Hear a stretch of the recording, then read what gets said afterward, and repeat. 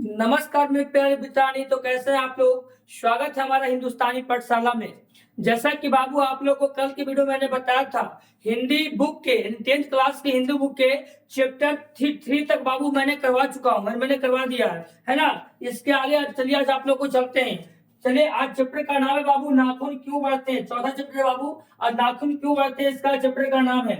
आप लोग को मैंने 3 तक करवा दिया है। जो भी बच्चे नहीं देखे जल्द से जल्द जाकर वो अपने है ना हमारे यूट्यूब पर जाकर उस वीडियो को देख ले, ताकि नेक्स्ट वीडियो को पढ़ने में कोई दिक्कत ना हो। आज आप लोग को हम चैप्टर 4 करवाने वाले हैं बाबू, थोड़ा ध्यान से देखिएगा, है ना। जिन जिन बच्चों को अभी तक बता रहे हैं वीडियो नहीं देखे हैं, जो बच्चे, वो कृपया कर जाकर हमारे हिंदुस्तानी पाठशाला पर है ना जाकर देख लें, ताकि किसी भी प्रकार का आपको एग्जाम में दिक्कत ना आए।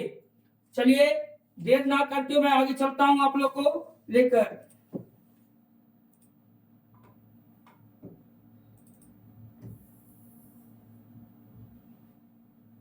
चलिए, पहला क्वेश्चन आप लोग को स्क्रीन बोर्ड पर स्लाइड पे दिख रहा होगा।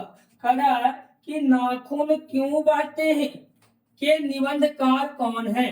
बाबू, मैंने कल के वीडियो में, पिछले वीडियो में बताया था कि जो बच्चे नहीं पढ़े हैं, जो लेखक का नाम, उनका मृत्यु और जन्म, ये सब सारी जो है बाबू कौन सा विधा लिखे, मैंने फर्स्ट वीडियो में करवा रखा है। जो बच्चे अभी तक नहीं देखे जल्द से जल्द जाकर उसे देखें, तब तो आपको ये समझ में आएगा। क्योंकि आपको मैंने बार बार बता रहा हूँ कि ये जो है आपको हमेशा निबंधकार, जन्म, मृत्यु हमेशा सब में पूछेगा। ठीक है, तो आइए, पहला क्वेश्चन कह रहा है कि नाखून क्यों बढ़ते हैं, के निबंधकार कौन है। ए में आपको ऑप्शन दे रहा है गुलाब राय, बी में आपको ऑप्शन दे रहा है बाबू शांति प्रिय द्विवेदी, सी में आपका ऑप्शन दे रहा है प्रताप नारायण मिश्र, और डी में आपका आंसर दे रहा है आपका आचार्य होगा हजारी प्रसाद द्विवेदी। चलिए, आचार्य यहाँ पर हो जाएगा। ठीक है, क्या होगा राइट आंसर बताइए आप लोग, ए बी सी डी। जो बच्चे को आ रहा है जल्द से जल्द कमेंट बॉक्स में कमेंट कीजिए, ए बी सी डी क्या होगा इसका राइट आंसर। नाखून क्यों बढ़ते के लेखक मैंने पहले भी पढ़ा चुका हूं। ठीक है, ए बी सी डी क्या होगा, बताइए जल्दी से। हाँ जी, जल्द से जल्द बताइए बच्चे, इसका राइट आंसर क्या होगा। जी हाँ, इसका राइट आंसर बाबू आपका डी होगा।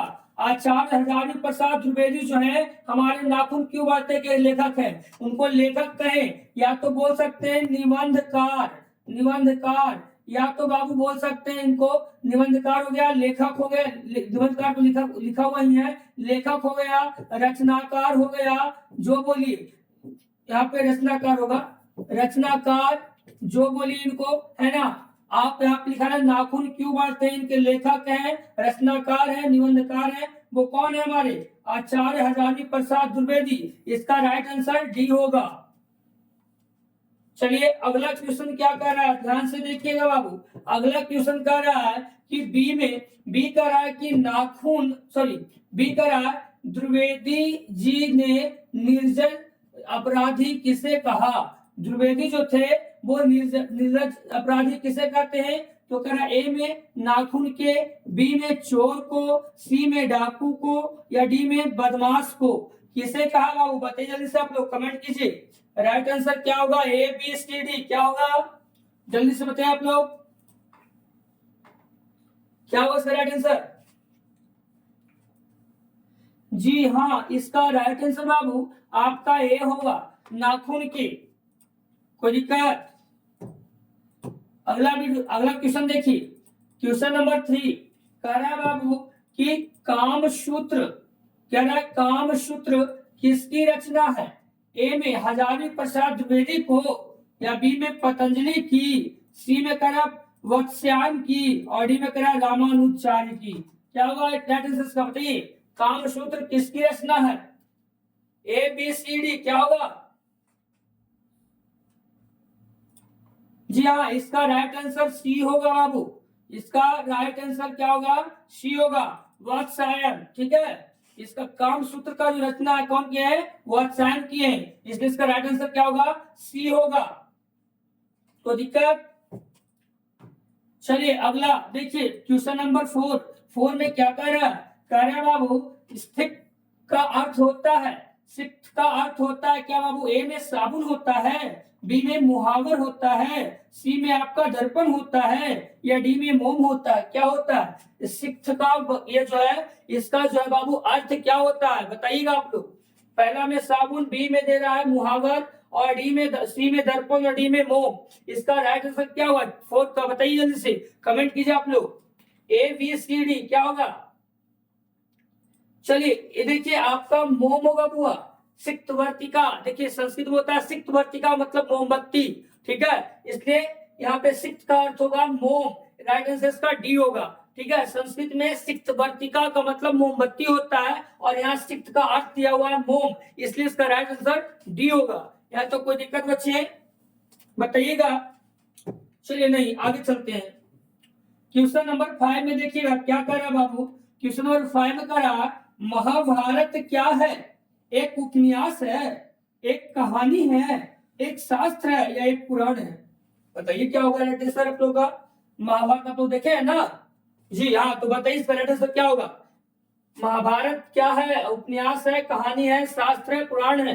क्या होगा इसका राइट आंसर बताइए जल्दी से जी। 18 पुराण होते हैं बाबू, याद रखना, पुराण हमारे 18 होते हैं, इसलिए है ना, इसलिए इसका राइट आंसर क्या होगा? डी होगा। क्या होगा? डी होगा। चलिए अगला नेक्स्ट क्वेश्चन कर रहा बाबू, करा कि किस देश के लोग बड़े बड़े नख पसंद करते थे? जो बोला कि कौन सा ऐसा देश के जो लोग हैं वो बड़े बड़े नख अर्थात नाखून को पसंद करते थे? ए में करा गौ देश, बी में करा ककई, बी सी में करा वाहिक, डी में करा गंधार? क्या होगा वो बताइए से। ए बी सी डी, इसका राइट आंसर क्या होगा? ए बी सी डी क्या होगा? जल्दी से जल्दी कमेंट कीजिए आप लोग। हाँ 6 का बताइए क्या होगा बाबू जी। बहुत अच्छा बच्चे, हाँ सही है, इसका राइट आंसर ए होगा बुआ। ए गौ देश में जो है, गौ देश के लोग जो है बड़े बड़े नाखून को रखने के लिए पसंद करते थे, है ना, इसलिए इसका राइट आंसर क्या होगा? ए होगा बुआ। चलिए ए पे टिक आउट कीजिए। नेक्स्ट क्वेश्चन देखिए क्या करा। क्वेश्चन नंबर 7 कह रहे बच्चे कि कौन छोटे नखों को पसंद करते थे? अर्थात नाखूनों को पसंद करते थे, छोटे नाखूनों को। कोई तो इसके पहले क्या था, दो देश में बड़े बड़े नाखून को पसंद करता था ना, लेकिन कह इसमें कह कौन छोटे नखों को पसंद करते थे? दक्षिणात्य, पर्वत्य, मालव या मध्य देशी? कौन कहता था? ए बी सी डी क्या होगा? जल्दी से कमेंट में बॉक्स में कमेंट कीजिए, कौन से छोटे नखों को पसंद करते थे? ए बी सी डी क्या राइट आंसर होगा इसका? जी बच्चे इसका राइट आंसर ए होगा, दक्षिणात्य, ठीक है, दक्षिणात्य। चलिए बहुत अच्छा बाबू, इसका 7वां का क्वेश्चन का आंसर होगा ए पे टिक आउट कीजिए आप लोग। चलिए नेक्स्ट क्वेश्चन कर रहा है, देखिए नेक्स्ट क्वेश्चन कर रहा है कि हजारी प्रसाद द्विवेदी का जन्म कब हुआ? देखिए आप लोग को मैंने बताया था कि हजारी प्रसाद द्विवेदी का जन्म कब हुआ था। ए में आपका ऑप्शन कर रहा है 1905 ईस्वी में, बी में आपका ऑप्शन कर रहा है 1907 ईस्वी में, सी में आपका ऑप्शन कर रहा है 1909 ईस्वी में, और डी में आपका ऑप्शन कर रहा है 1911 ईस्वी में। ये आपका क्वेश्चन पिछले वीडियो में बताया हुआ है, इसलिए आप लोग कमेंट बॉक्स में जल्द से जल्द कमेंट करें कि 8वां नंबर क्वेश्चन का आंसर क्या होगा। क्वेश्चन है हजारी प्रसाद द्विवेदी का जन्म कब हुआ था? ए बी सी डी बताइए जल्दी से। बहुत अच्छा बच्चे, इसका राइट आंसर आपका होगा बी। जी हाँ, 1907 ईस्वी में हमारे जो हजारी प्रसाद द्विवेदी हैं उनका क्या हुआ था? जन्म हुआ था। यहाँ तक कोई दिक्कत नहीं बच्चे। बहुत अच्छा बच्चे, आप लोग अच्छा बना रहे हो, है ना, इसी तरह से आप लोग चलते रहिए। क्वेश्चन नंबर 9 में कह रहे बाबू कि हजारी प्रसाद द्विवेदी, तो हो ही गया ना, हसद नहीं हुआ। हजारी प्रसाद द्विवेदी का जन्म कहाँ हुआ? वो कब हुआ था? तो 1907 में हुआ था, ठीक है। अब लेकिन पूछा कि हजारी प्रसाद द्विवेदी का जन्म कहाँ हुआ? बताइए। ए में समस्तीपुर बिहार, बी में बलिया बिहार, सी में बलिया उत्तर प्रदेश, डी में इलाहाबाद उत्तर प्रदेश। राइट आंसर क्या होगा आप लोग बताइए। ये भी वीडियो आपको करवाया हुआ है, ठीक है। इनका जन्म कब हुआ था, कहाँ हुआ था, इनका निधन कब हुआ, ये सारी बात मैंने आप लोग को पिछले वीडियो में बता चुका हूँ, ठीक है, पढ़ा रखा है। आप लोग जो भी बता रहे बार बार मैं बोल रहा हूँ कि जो बच्चे अभी तक नहीं पढ़े बाबू वो पिछले वीडियो जाकर देख लें, क्योंकि मैंने उसमें सारे लेखक का नाम, उनका जन्म मृत्यु करवा रखा है ना। तो बताइए 9वें नंबर का क्वेश्चन जो है कह रहा हजारी प्रसाद द्विवेदी का जन्म कहाँ हुआ था। ए बी सी डी, क्या होगा बताइए जल्दी से, बताइए जल्दी से क्या होगा। जी हाँ बाबू, इसका राइट आंसर बहुत अच्छा, इसका राइट आंसर बाबू सी होगा, बलिया उत्तर प्रदेश। बलिया के उत्तर प्रदेश में हमारे जो हजारी प्रसाद द्विवेदी हैं उनका क्या हुआ था, जन्म हुआ था, इसलिए इसका राइट आंसर क्या होगा, सी होगा। चलिए आगे चलते हैं। नेक्स्ट क्वेश्चन क्या कर रहा है, क्वेश्चन नंबर 10 बाबू। 10 में कह रहा है कि कौन मनुष्य का आदर्श नहीं बन सकती, कौन जो है मनुष्य का आदर्श नहीं बन सकती। ए में शेर, बी में वंदरिया होगा बाबू, ठीक है। चलिए सी में कह रहा भालू, डी में हाथी, क्या होगा, ए बी सी डी। 10वां नंबर क्वेश्चन का आंसर क्या होगा बताइए से कमेंट कीजिए। ए बंदरिया होगा, हाँ यहाँ पे चंद्रबिंदु छूट गया था क्योंकि जो टैबलेट है उसको बाय मिस्टेक हो जाता है, कभी कोई दिक्कत नहीं है, हम लोग जितना वो सुधार दें उसको। हाँ इसका बताइए सर, कौन मनुष्य का आदर्श नहीं बन सकती। ए में, बी में, सी में, डी में। ए में कह शेर, बी में बंदरिया, सी में भालू, डी में हाथी। जल्दी बताइए आप लोग, कमेंट कीजिए।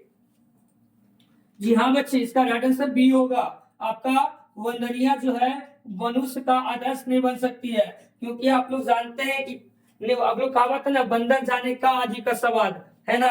चलिए बहुत अच्छी बात बाबू, हम लोग चलते हैं आगे, चलते हैं। 11वां नंबर क्वेश्चन क्या कर रहा है, ध्यान से देखिएगा आप लोग, पहले क्वेश्चन को समझिए। कह रहा है कि देवताओं का राजा से किन्हें संबोधित किया जाता है। देवताओं के राजा से किन्हें संबोधित किया जाता है।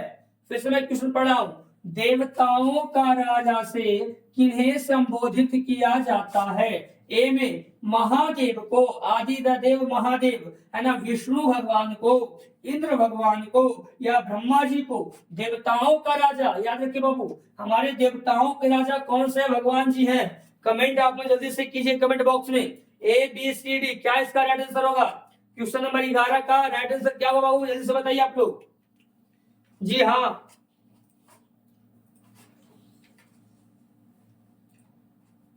बताइए जल्दी से क्या होगा इसका राइट आंसर।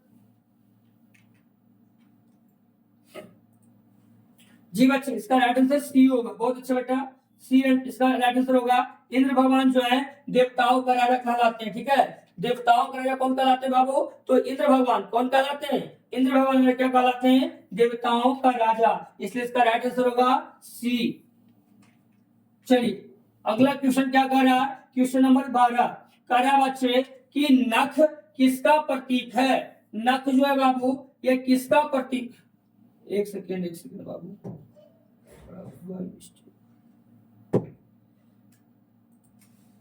जी क्वेश्चन नंबर 12 कह रहा है नख किसका प्रतीक है, मानवता का। नख जो है नाखून किसका प्रतीक है, मनुष्य मानवता का, पशुता का मतलब पशुओं का। ए बी दोनों, मानवता पशुओं दोनों का, या तो फिर इनमें से कोई नहीं। इसका राइट आंसर क्या होगा बताइए जल्दी से। क्वेश्चन नंबर 12 का राइट आंसर क्या होगा, कह रहा है कि जो हमारा नाखून है बाबू, वो नाखून जो है किसका प्रतीक है, मनुष्य का, पशु का, या मनुष्य पशु दोनों का, या इनमें से कोई नहीं। किसका हो आप जल्दी से जल्दी कमेंट कीजिए। क्वेश्चन नंबर 12 किसका प्रतीक है, जी ना किसका प्रतीक है बाबू, हाँ सही बच्चा, बहुत अच्छे बच्चे, पशुता का प्रतीक है नाखून बाबू, है ना। एक अच्छे मनुष्य का नाखून बढ़ाना का अच्छा बात नहीं होता है, एक अच्छे मनुष्य को नख बढ़ाना बहुत अच्छी बात नहीं होती बाबू। इसलिए हाँ ये तो हो सकता है, नख किसका प्रतीक है, तो पशुता का प्रतीक है ना, यहाँ तो कोई दिक्कत, इसका राइट आंसर बी होगा,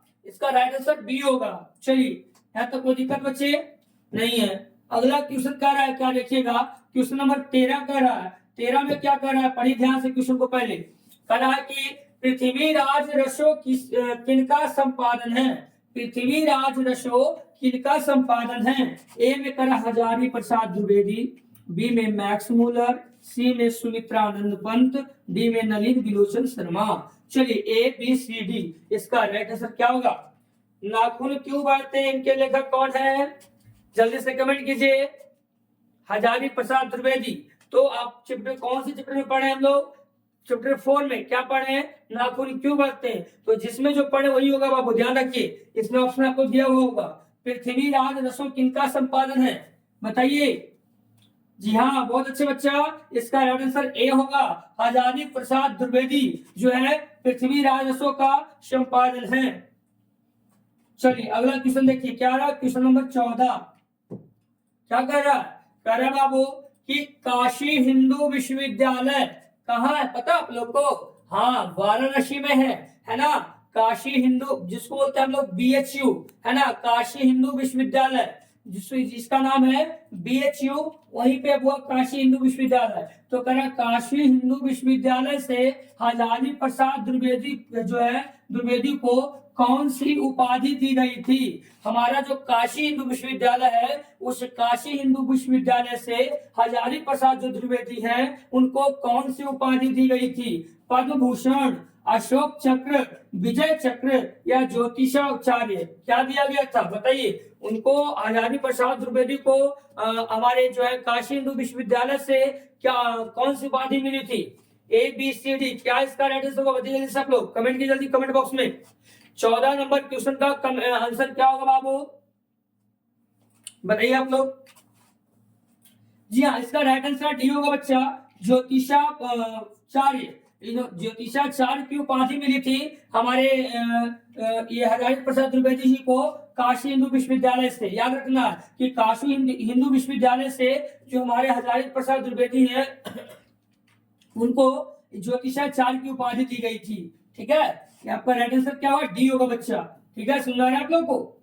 बहुत अच्छा, कमेंट कीजिएगा।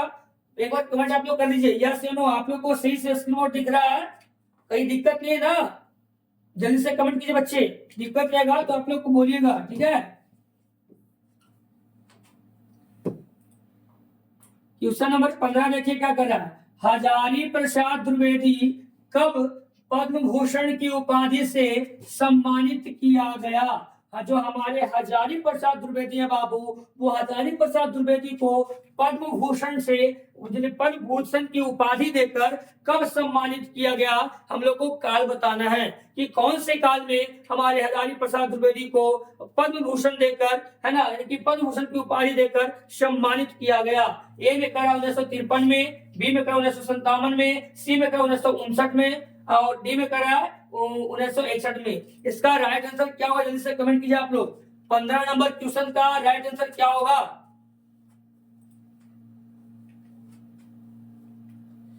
जल्द से जल्द आप लोग कमेंट कीजिए बाबू। जी हाँ, इसका राइट आंसर बी होगा। 1957 में जो है हमारे हजारी प्रसाद द्विवेदी को पद्म भूषण की उपाधि से सम्मानित किया गया था। याद रखिएगा, हजारी प्रसाद द्विवेदी को पद्म भूषण की उपाधि देकर जो है 1957 में सम्मानित किया गया था। ठीक है, यहाँ तक कोई दिक्कत? इसलिए इसका राइट आंसर आपको बी हो जाएगा बाबू। 1957, 1957। चलिए आगे चलते हैं। नेक्स्ट क्वेश्चन क्या कर रहा है बच्चे? 16 नंबर क्वेश्चन क्या, ध्यान से पढ़िएगा। क्या कर रहा है कि अशोक के फूल की रचना है, अशोक के फूल की रचना है। कह रहा दिनकर, ये जो है रचना लिखे है कौन? जो पूछ रहा है अशोक के फूल कौन रचनाकार इनके हैं, कौन निबंधकार है? ये में आपको ऑप्शन कर रहा है, दिनकर जी हैं, सुमित्रानंद पंत हैं, हजारी प्रसाद द्विवेदी हैं या गुणाकर मूले हैं। बताइए कौन है? जल्दी से आप लोग कमेंट कीजिए, कौन है बाबू?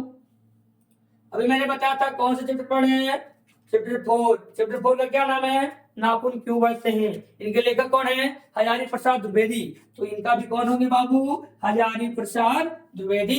इसलिए इसका राइट आंसर क्या होगा? सी। आपका सी में लिखा हुआ है हजारी प्रसाद द्विवेदी। चलिए 16 नंबर क्वेश्चन का राइट आंसर क्या होगा? सी।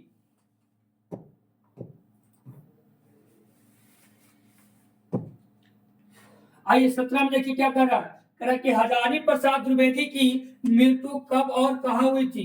दोनों पूछ रहा है कि हमारे जो हजारी प्रसाद द्विवेदी है उनका मृत्यु कब हुआ था और किस जगह पे हुआ था, किस स्थान पे हुआ था। ये में कह रहा है 1979 में दिल्ली में, बी में कह रहा है 1984 में अजमेर, सी में कह रहा है 1989 में उत्तर प्रदेश, और डी में कह रहा है 1994 में कानपुर। आप लोग को एक क्वेश्चन पढ़ाया होगा बाबू, आप लोग जितने भी बच्चे देख रहे हैं जल्द से जल्द कमेंट करें इसका राइट आंसर क्या होगा।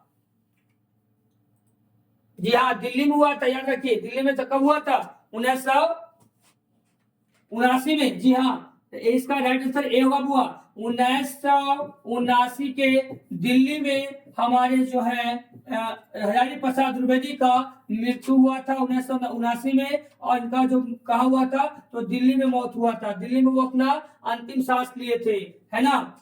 चलिए क्वेश्चन नंबर कह रहा है आपका 18, क्या कह रहा है बाबू, कह रहा है नाखून का इतिहास किस पुस्तक में मिलता है। नाखून का इतिहास जो है किस पुस्तक में मिलता है। आप लोग को स्लाइड पे ऑप्शन दिख रहा होगा। ए में कह रहा है कि कामसूत्र में, बी में कह रहा है मेघदूत में, सी में कह रहा है महाभाष्य में, डी में इनमें से कोई नहीं। इसका राइट आंसर क्या होगा, जल्दी सब लोग जल्दी जल्दी कमेंट कीजिए, इसका राइट आंसर क्या होगा।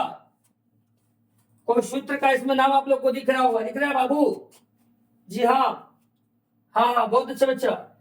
इसका राइट आंसर आपका क्या होगा, हाँ ए होगा। जी हाँ ए होगा। इसका राइट आंसर क्या होगा, ए होगा। कामसूत्र में बाबू आपका 18 का राइट आंसर होगा ए होगा। कारण नाखून का इतिहास जो है हमारे कामसूत्र पुस्तक में मिलता है, पढ़ने को दिखने को, है ना। तो इसका राइट आंसर क्या होगा, ए होगा, कामसूत्र में। चलिए बहुत अच्छा बच्चे, आगे चलते हम लोग। क्वेश्चन नंबर आपका कर रहा है 19 में क्या कर रहा है, कह रहा हुआ कि हजारी प्रसाद द्विवेदी ने डी लिट्टी की उपाधि किस विश्वविद्यालय से प्राप्त की थी। हजारी प्रसाद द्विवेदी ने डी लिट की उपाधि किस विश्वविद्यालय से प्राप्त की। ए में कहना मगध विश्वविद्यालय से, बी में कहना कि लखनऊ विश्वविद्यालय से, सी में कहना चंडीगढ़ विश्वविद्यालय से, डी में कहना काशी हिंदू विश्वविद्यालय से। कहां से किया था आप लोग बताइए, जल्दी से जल्द आप लोग कमेंट कीजिए बाबू। जी हाँ, जल्द से जल्द आप लोग कमेंट कीजिए, क्या राइट आंसर होगा इसका। हाँ बच्चे बताइए क्या राइट आंसर होगा। ए होगा, बी होगा, सी होगा, डी होगा, क्या होगा। वो हमारे जो हजारी प्रसाद द्विवेदी है कहां से डी लिट्टी की उपाधि ली थी, मगध विश्वविद्यालय से, लखनऊ विश्वविद्यालय से, चंडीगढ़ विश्वविद्यालय से, या काशी हिंदू विश्वविद्यालय से, कहां से लिए थे। जी हाँ, इसका राइट आंसर बाबू बी होगा। हाँ बी होगा बाबू, बी होगा, इसका राइट आंसर बी होगा। जी लखनऊ विश्वविद्यालय से जो हमारे हजारी प्रसाद द्विवेदी हैं उन्होंने जो है डी लिट की उपाधि ली थी, है ना। कौन से विश्वविद्यालय से, तो लखनऊ विश्वविद्यालय। इसका राइट आंसर क्या होगा, बी होगा बुआ। बी पे टिक आउट आप लोग कर लीजिए। यहाँ तक कोई दिक्कत बच्चे, आगे चले हम लोग। क्वेश्चन नंबर आप लोग को 20 में देखिए क्या लिखा हुआ है, करा कि कहानी में चंद्रकार, त्रिकोण, दंतुल, वर्तुलाकार और आकृतियों का संबंध जो मानव के किस अंग से है। नख से है, मुख से है, नाक से है, या आपका आंख से है। क्या इसका राइट आंसर बताइए। कहानी में चंद्रकार, चंद्रमा की तरह चंद्रकार, है ना, त्रिकोण, है ना, दंतुल, वार्तुलाकार, आकृतियों का संबंध जो है कर्म मानव के किस अंग से है। ए में नख से है, बी में मुख से है, सी में नाक से है, डी में आंख से है। क्या हुआ इसका राइट आंसर क्या होगा बताइए आप लोग। कि क्या दिख रहा है आप लोग को, अंगुलियां नहीं दिख रही बाबू, आपको नाखून दिख रही है, इसलिए इसका राइट आंसर क्या होगा, नख से। नाखून क्यों बढ़ते हैं, पढ़े उसी कहानी में नख से होता है, ठीक है, इसलिए इसका राइट आंसर होगा ए में क्या लिखा हुआ है, नख से, ठीक है, इसका राइट आंसर आपका ए हो जाएगा। चलिए अगला क्वेश्चन देखिए क्या कर रहा है। क्वेश्चन नंबर 21 में ध्यान दीजिएगा। क्वेश्चन नंबर 21 कर रहा है बच्चे, कह रहा है कि अलक्त का अर्थ होता है, अलक्त का क्या होता है, तेल होता है, आलता होता है। आलता समझ क्या होता है बाबू। आलता एक होता है, आलता दो तरह का होता है। एक तो क्या है, हमारे जो माँ बहनी होती है शादी में अपने नाखून को जो है ना आलता से रंगते हैं, है ना। नेल पॉलिश तो अलग होता है, लेकिन आलता एक अलग होता है, रंग होती है, ठीक है। एक आलता होता है कि अगर पूजा जो करते हैं हम लोग तो आलता को साटते हैं, वो आलता होता है, ठीक है। तो यहाँ पर अलगता का अर्थ होता है तेल, आलता, हल्दी या साबुन। इसका राइट आंसर क्या होगा आप लोग बताइए, कमेंट कीजिए, इसका राइट आंसर क्या होगा। अभी मैंने किसका जिक्र ज्यादा किया है, आलता का ना, इसलिए राइट आंसर क्या होगा, बी होगा। जी हाँ, आपका राइट आंसर क्या होगा, बी होगा। अच्छा,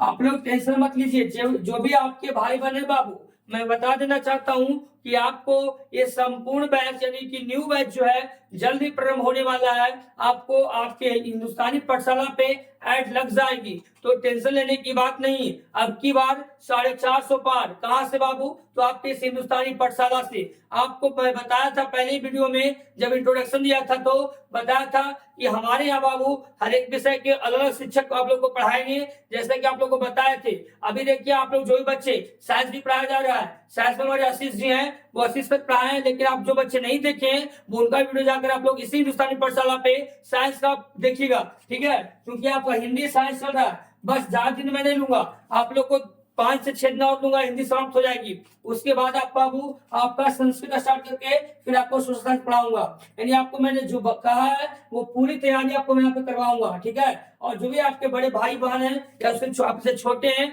वो अभी 10th में गए हैं, है ना, वो पढ़ना चाह रहे हैं, तो आपको मैंने बता दिया है कि जल्द वो जल्द जो है आपका वो जो है क्लास लॉन्च होगा, और आप लोग को टेंशन लेने की बात नहीं है। अब की बार 450 पार हिंदुस्तानी पाठशाला से। चलिए, तो अगला क्वेश्चन क्या कर रहा है, कह रहा है कि द्विवेदी जी को साहित्य अकादमी पुरस्कार किस रचना पर मिला था। वो किस रचना, मतलब कौन सा ऐसा रचना किए थे, है ना, वो उनके रचना पर हमारे द्विवेदी जो हजारी प्रसाद द्विवेदी हैं, उन्हीं को साहित्य अकादमी पुरस्कार मिला था। ए में करा अशोक के फूल पर, बी में आलोक आलोक पर, सी में करा अनुवादास का पोथा पर, और डी में करा कल्पलता पर। बताइए किसमें पढ़ा था, किसमें मिला था। ए बी सी डी क्या होगा, इसका राइट आंसर क्या होगा, जी बी होगा बाबू, इसका राइट आंसर बी होगा। आलोक पर मिला था द्विवेदी जी को साहित्य अकादमी पुरस्कार।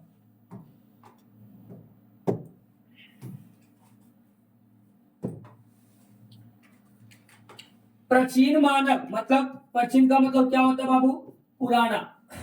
प्राचीन का मतलब क्या होता है, पुराना होता है, पुराना होता है। पुराना प्राचीन मानव का प्रमुख अस्त्र शस्त्र क्या है, यानी कि पुराने लोग जो मानव थे, उन पुराने मनुष्य का जो है अस्त्र शस्त्र क्या है, बताइए। आप लोग जानते हैं, ए में कहना दांत से पहले अस्त्र शस्त्र करते थे, यानी किसी से लड़ाई झगड़ा करते थे तो किन से, दांती काट कर वो अपने अपने आप को मतलब अगले को पराजित करते थे, है ना। बी में नाखून से दबोच कर वो अपने दूसरे को मतलब जो भी शत्रु उसको पराजित करते थे। सी में पैर दबाकर अगले शत्रु को पराजित करते थे, या पत्थर के औजार से। क्या होगा, आप क्या पढ़े, नाखून क्यों बांटते, इसलिए इसका राइट आंसर क्या होना चाहिए। आप लोग थोड़ा सा दिमाग लगाइए, प्रेजेंट ऑफ माइंड का काम आप लोग को करेगा जल्द से जल्द, है ना। थोड़ा सा दिमाग लगाइए, काम कर जाएगा। क्या पढ़ा रहे कि प्राचीन मानव का प्रमुख अस्त्र शस्त्र क्या था, बताइए जल्द से। ए बी सी डी क्या होगा राइट आंसर, जल्दी से आप लोग कमेंट कीजिए आप लोग। जी इसका राइट आंसर क्या बाबू, बी। बहुत अच्छा बाबू, आप लोग बहुत अच्छा कर रहे हो, है ना, इसी तरह से बने रहिए। आपका इसका राइट आंसर क्या होगा, बी। नाखून के जो प्राचीन मानव थे, पुराने मानव थे, उनका जो अस्त्र शस्त्र था वो नाखून था। वो नाखून से किसी पे वार करते थे, है ना। जो भी उनके शत्रु थे, दुश्मन थे, उनको नाखूनों से वार करके अपने आप को जीतते थे, ठीक है, अगला को पराजित करते थे। इसलिए चलिए 23 नंबर प्रश्न क्लियर हो गया। 24 नंबर देखिए क्या कर रहा है। आर्यों के पास था, क्या था, आर्यों के पास क्या था, लोहों का अस्त्र, घोड़े, मिट्टी यानी कि कच्ची घर, इनमें से सभी। क्या होगा, ए बी सी डी क्या होगा। 24 का राइट आंसर को क्या होगा, जल्दी से आप लोग कमेंट कीजिए। ए बी सी डी क्या होगा बाबू, आर्यों के पास था, क्या था, जल्दी से बताइए आप लोग। जी हाँ, आर्यों के पास सभी चीज था बाबू, लोहे का अस्त्र भी था, घोड़े भी था, मिट्टी का घर भी था, कच्ची मिट्टी का घर भी था, ठीक है। इसलिए इसका जो होगा राइट आंसर डी होगा, ऑल, यानी आपका सभी हो जाएगी बाबू, इनमें से सभी, ठीक है। चलिए क्वेश्चन नंबर 25 देखिए क्या कर रहा है। कर रहा है कि सब पुराने अच्छे नहीं होते और सब नए खराब नहीं होते। ध्यान से पढ़िएगा, सब पुराने अच्छे नहीं होते, जो भी पुराना है वो अच्छा नहीं होता, और सब नए खराब नहीं होते, और जितना भी नया सब खराब नहीं होते हैं, ऐसा किसने कहा है? ये कथन किन का है? ये उक्ति किन की है ना? ए में कह रहा है पतंजलि ने बोले थे, बी में कह रहा है कालिदास हमारे बोले थे, सी में कह रहा है वत्सायन बोले थे, डी में कह रहा है कबीर ने बोला था। कौन बोला था? सब पुराने अच्छे नहीं होते और सब नए खराब नहीं होते। यह उक्ति किनकी है? यह कथन किनकी है? ऐसा कौन बोले हैं? हमारे पतंजलि जी बोले हैं, कालिदास बोले हैं, वत्सायन बोले हैं, या कबीर ने बोला है? बताइए जल्दी से कमेंट बॉक्स में क्या होगा? 25 का राइट आंसर क्या होगा? जल्दी से बताइए आप लोग सुने कालिदासो जने जने कंठे कंठे संस्कृतम। हाँ जी हाँ, कालिदास बहुत एक अच्छे कवि थे बाबू। इसका आंसर क्या होगा? कालिदास होगा, है ना? इसका आंसर बी होगा।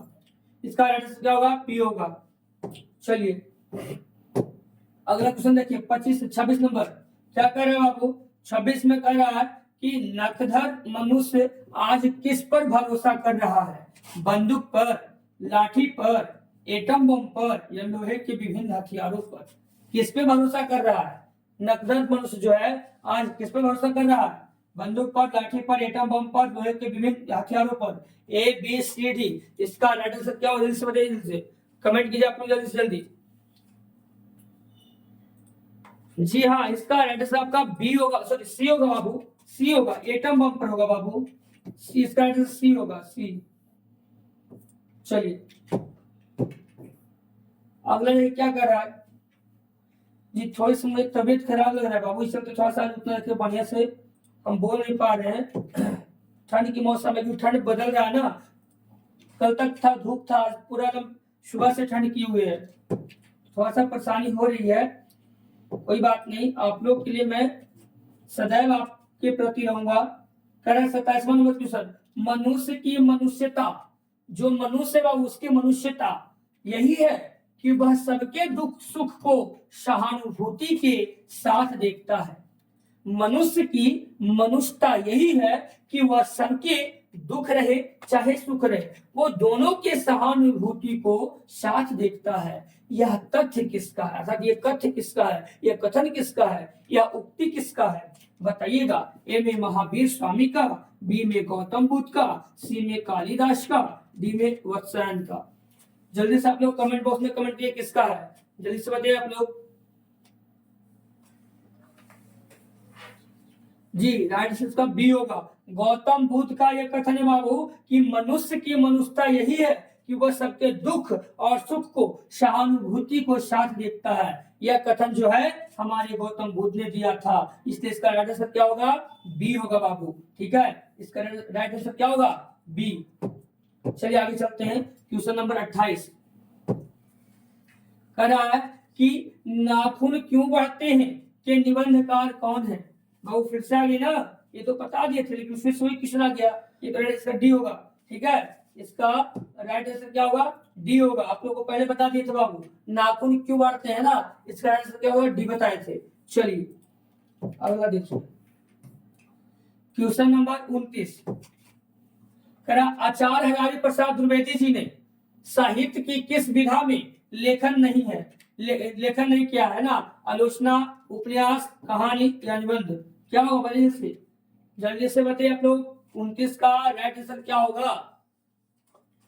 जी हाँ, 29 का राइट आंसर क्या होगा? जल्दी से ए बी सी डी क्या होगा बाबू? इसका सी होगा, सी आंसर होगा बाबू। 30 में देखिए कह रहा है कि कौन सी रचना हजारी प्रसाद द्विवेदी की नहीं है? मतलब कौन सा जो है इसमें एबीसीडी में जो लिखा हुआ उसका रचना हजारी प्रसाद द्विवेदी द्वारा लिखित नहीं है? अशोक के फूल, ये तो लिखे किए थे जी, माटी के मूर्ते, वान भट्ट की आत्मकथा, साहित्य का आदिकाल? बताइए क्या होगा? ए बी सी डी क्या होगा? अशोक के फूल, माटी की मूर्ते, वान भट्ट की आत्मकथा या हिंदी साहित्य का आदिकाल? इसमें इसका राइट आंसर क्या होगा? जल्दी से आप लोग कमेंट कीजिए।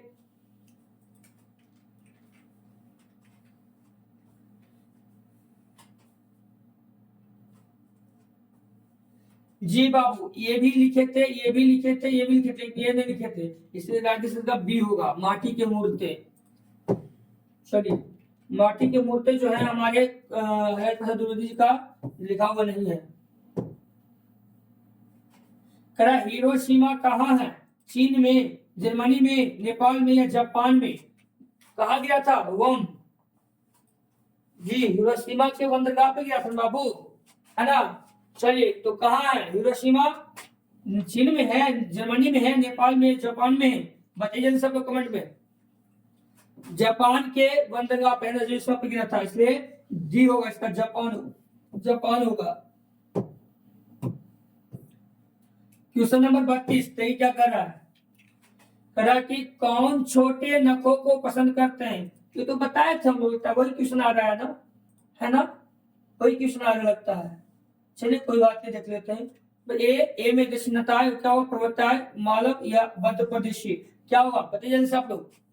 इसका ए होता बताया था बाबू, इससे सब बताओ क्वेश्चन है, लगता है फिर से वही टैप हो गया होगा। चलिए कोई बात नहीं, ये भी बताया हुआ था ना, नहीं बताया हुआ। नाखून क्यों बढ़ते हैं? किस प्रकार का निबंध है? एक ललित है, भावात्मक है, विवेचनात्मक है या विवरणात्मक है? क्या होगा? ए बी सी डी, क्या होगा इसका राइट आंसर? बताइए जल्दी से, जल्दी से आप लोग कमेंट कीजिए, क्या होगा इसका राइट आंसर? ललित, बहुत अच्छा, ललित होगा जी हाँ, इसका राइट आंसर ललित होगा, ए होगा बाबू। नाखून क्यों बढ़ते हैं? ये जो है ललित, जो है ललित प्रकार का निबंध है, इसलिए इसका राइट आंसर क्या होगा? ए होगा। चलिए यहां तक कोई दिक्कत नहीं, आगे चलते हैं। क्वेश्चन नंबर 34, दधीची की हड्डी से क्या बना था? दधीची था, उसकी हड्डी से क्या बना था? तलवार बना था, त्रिशूल, इंद्र का वज्र या कुछ भी नहीं? ए बी सी डी, क्या होगा आंसर बताइए आप लोग। ए बी सी डी, इसका आंसर क्या होगा? तलवार, त्रिशूल, इंद्र का वज्र या कुछ भी नहीं जी। इंद्र का वज्र बना था बाबू, ये राइट आंसर का सी होगा। दधीची का हड्डी से जो था वो इंद्र का वज्र बना था, इसलिए इसका राइट आंसर क्या होगा? सी होगा, सी।